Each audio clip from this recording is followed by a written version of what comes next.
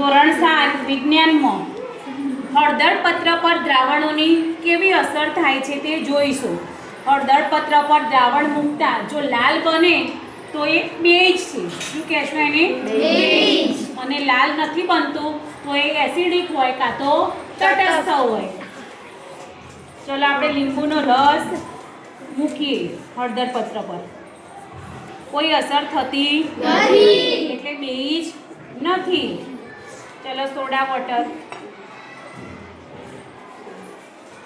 કેવું બન્યું? લાલ. તો બેઝ કહીશું સોડા વોટરને. ચલો વિનેગર,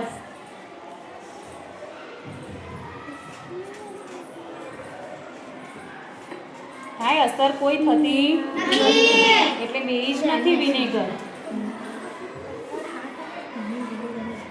ચલો ડિટર્જન્ટ, કપડાં ધોવાનો પાવડર હોય ને તો ડિટર્જન્ટનું પાણી બેઝ છે.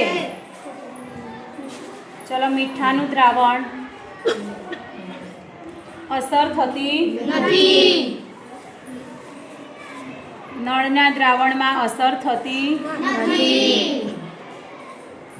ખાંડના દ્રાવણમાં અસર થતી નથી. ચલો શેમ્પૂ, અસર થતી નથી. Milk of magnesia,